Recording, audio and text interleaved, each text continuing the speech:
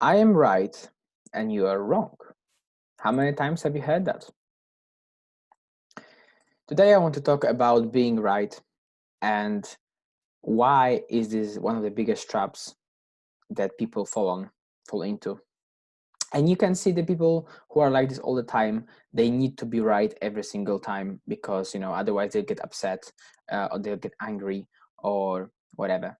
Sometimes it's just occasionally, you want to be right, then it's argument and you don't like it and oh, what's going on? You have no idea.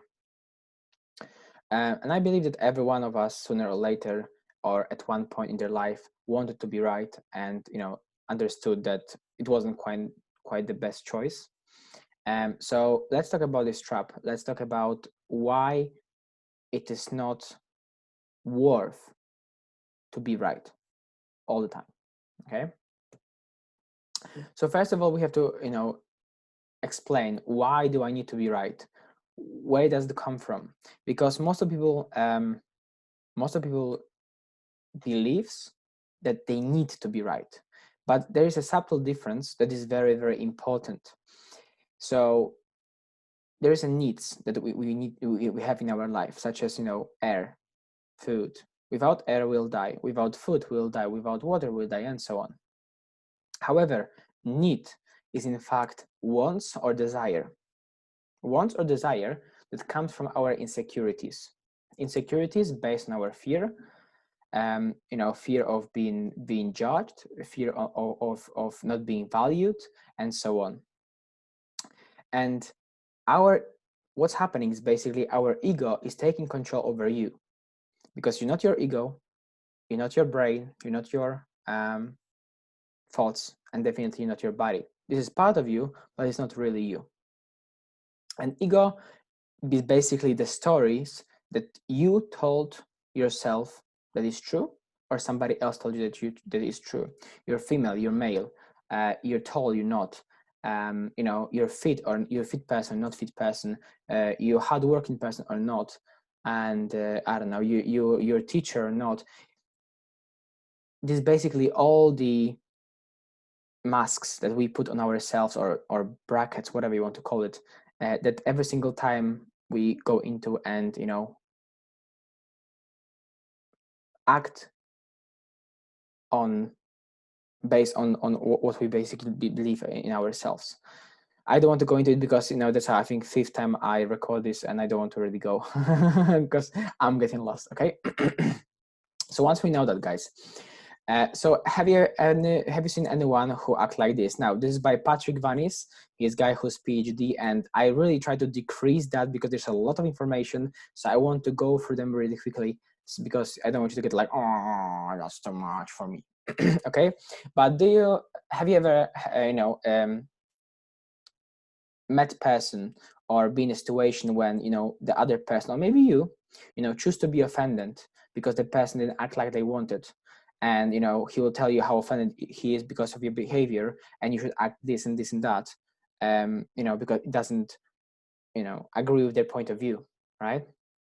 Or you see people who are seeking to win at all costs, and they kind of like create a game, winner loser.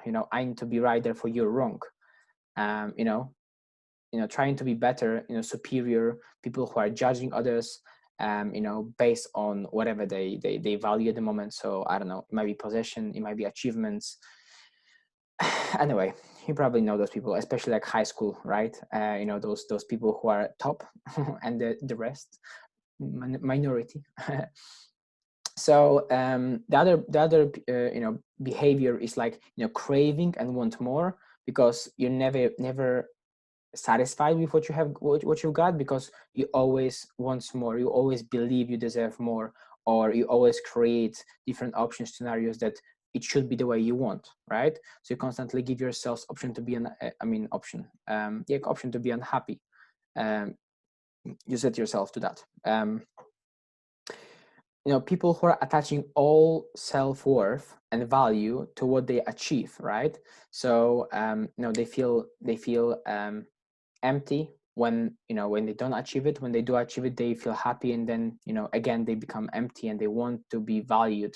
So that's another point. They attach ourselves to opinion of others. If you tell me I'm nice, I'm not, I feel good. If you tell me I'm pretty, oh, I feel good. And they are sucked into those opinions, and basically what they do is they give they control over the way how they feel to other people, which is really scary thing to do, if you ask me, right? So that's two traps I think that are the most important for us to understand, because all those behaviors have only one thing in common. They try to look for something outside of us to make us feel better, right? And what is that? We engage our ego every single time, and because we engage our ego, we go into, because what ego is separate from the others, right? It makes us me person. I am different than you, you're different than me, and it disconnects us. It makes you you want validation from other because you don't feel good enough. And the problem in here is, as I said, is you are giving permission to feel or act the way how you feel based on other person, right? So if other person, as I said to you before, tell you that you look good, you feel good about it. But if somebody doesn't tell you, you feel upset or ashamed. And giving somebody that power over you, it's just hardcore. Do you really want to give the permission? Because from what I want, and what I as well feel like everyone should wants, I guess, is to be so comfortable and so confident with your own abilities and your own self that you don't need any validation from other people. Because giving the power to others people is just, oh, I just cannot believe people do it all the time. My point is that you are the only one who's responsible for the way how you feel. You're not responsible for what happened to you, but you're responsible to how you react to what happened to you. And if you are now, or if you sometimes do it, so base your opinion based on somebody else, you are unlocking the doors to being unhappy all the time. Because the first thing somebody else is not act the way you want, you get unhappy and upset, and then your whole day is destroyed because you chose to give the power to them. So don't get me wrong, it's a choice. The question is, will you give them this choice, or will you take this choice back to you and you go back into your center and be like, nope, I won't allow them to make me feel this way. Trap number 2, and that's what I see in relationships, and that's what I do sometimes in relationship. And it's hard. It's very hard, because wherever it get emotional, so especially with your close one, whenever you get emotional, it's hard to catch. It's hard to notice when it happens, and it happens all the time because we feel defensive. And I'll tell you why. So technically, when you speak with somebody and have a conversation, if you are right, it usually means that the other person is wrong. Not all the time, but quite often it is the case. So when you are right, and let's say you won, right? The other person saying, I don't want to be wrong, so they go into defense mode, and they want to prove you that you are wrong. And then the competition starts, who's right? And you tell all your anger and arguments, and all the bad stuff, talking to ourselves, to yourselves, until you argue and you shout and you run away and getting like a divorce and upset. The point is, and that's something that I haven't realized for a long time, which is very interesting, by the way. They made experiments on people who are arguing. And what is funny, that whenever you argue, it doesn't matter what argument's all about. It doesn't matter if you're right or if you're wrong. Once the person feels defensive and it feels like you attack her, it goes into defense mode. And what's going to happen is they will literally take the logic away from the brain, and they cannot see the truth. So let's say you argument over something with your girl or boy, and you know you're right. You have all the hardcore proofs that you're right. Like you have 1, 2, 3, 4, 5 arguments that you are the right one, and she have no line of defense whatsoever. She knows she lost. So guess what? She'll still, or he will still not admit that they're wrong. I probably had that situation before. They won't admit that. They won't, because their logic is shut off. They don't care. They don't listen. And they will find another way to make you, get even more angry. That's what women do usually. No, let's say that. To make you even more angry, say, argue. Anyway, the point is that whenever you argue, you're not yourself. You don't see the whole picture. That's why it's so important to, whenever you argue, calm down, cool down, go away, come back, after a time, and talk it through how you feel about it. But it's very important to be aware of it in order for you to avoid those conflicts with the other person, all right? So once we know those two traps, so what can we do to make it better, make a difference, right? What to do? So first of all, be aware of your thoughts when you want to be right. This is important, but if you are focused on noticing it, I guarantee you that you start to cut yourself on, oh, I want to be right. Do I want to be right? Notice when somebody get defensive. So like, what caused that?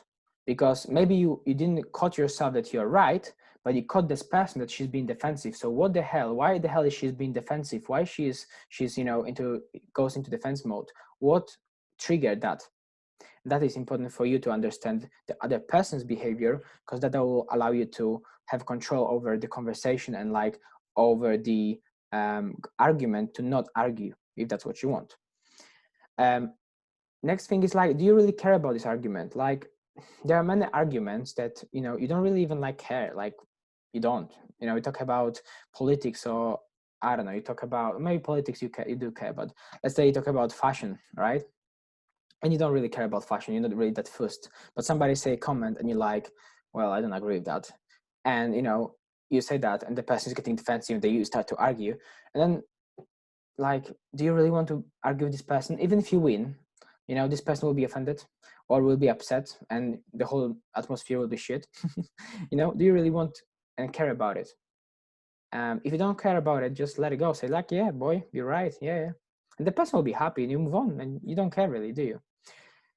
When you do care, right? When it goes into your beliefs and it goes into what you believe, and you don't want to admit that because you say like, wait, man, I feel you're wrong, right? And you can say, well, interesting opinion, I never thought about that, and just shut up. Because proving you to be right doesn't change anything, because you know the truth, right? You don't know the fucking truth. And if you know the truth, what's the point of explaining that to this person? If this person have beliefs, over that subject, it's highly unlikely it will change. The person will change it. Imagine if that would be that simple.